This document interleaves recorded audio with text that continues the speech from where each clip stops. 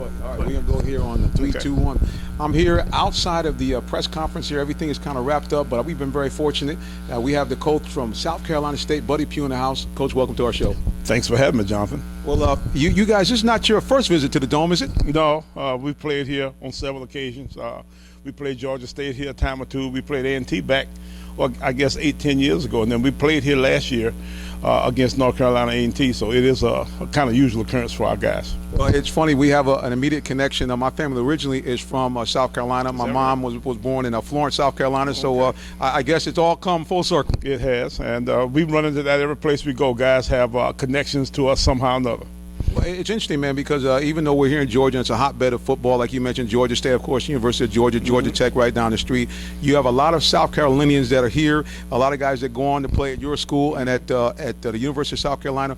What do you do as a coach to try to keep the pipeline going from Georgia out to South Carolina? Well, games like this is one of the things that we do. You get a chance to play here in front of those fans and folk, and we've had lots of guys from Atlanta and the entire state of Georgia in our program over the years. Some of the best players that ever played at South Carolina State were Georgia natives, and we've got band members and just regular students that come across the border to our place. So it's always a tremendous opportunity for us to get back to Atlanta so that we can expose ourselves to the fans that way. And then more than anything else, it's a lot of fun being here. Well, absolutely. They make a whole weekend of it. One of the great things that's going on right now, folks, is you have the robotics contest where these young men are getting a chance to show off their minds as well, building things, showing you what's happening in the world of high tech. Well, Coach, you got North Carolina A&T. Again, they're no strangers to you either. No. So kind of what do you have planned? I know you can't go into much detail, but what do you think you're going to bring to the table against these guys this year?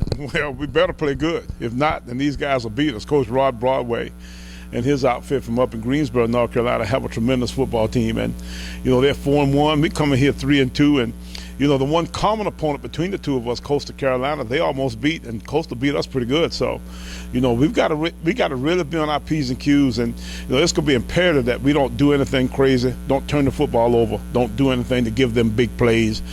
Play good on both sides of the ball, kick the ball pretty good. We got to do all those things to have an opportunity to win the football game tomorrow. Spoken like a true coach, he said we got to be good in all aspects of the game. Well, listen, for people who might be watching this or not familiar with you guys, who are some of the key players on your team that we might want to look out for, first on offense? Well, you look at Scoot Simmons. Scoot's a running back from up at Charlotte, North Carolina, who's rushed for almost 500 yards, which is, if he keeps it going that way, will be 1,000 yards at the end of the year. And Adrian Collick and Tadarius Wiley, our quarterbacks, both those guys will see some play.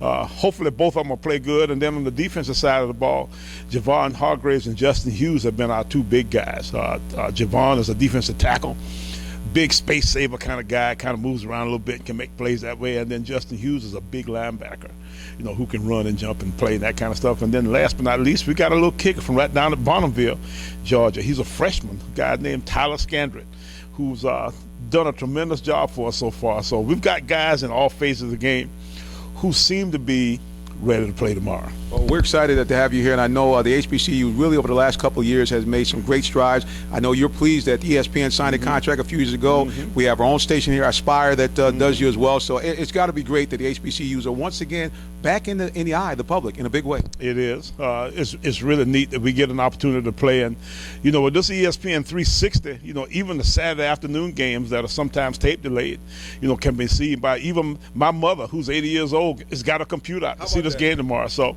it'll be an exciting time for our folk to be able to see us on ESPN. And certainly we're going to give this interview here. You can check us out on realtalksports.net. We'll have it on our channel as well. And Coach Pugh, we thank you so much for stopping by and joining us for a little bit of chit-chat with the Real Talk Sports Show. Thank you so much for having me, Jonathan. All right. We're live on the scene here at the Georgia Dome. Coach Pugh getting ready. South Carolina State against North Carolina A&T, the Atlanta Football Classic. And we'll bring you more in just a bit. That's a wrap. Thanks. I appreciate it.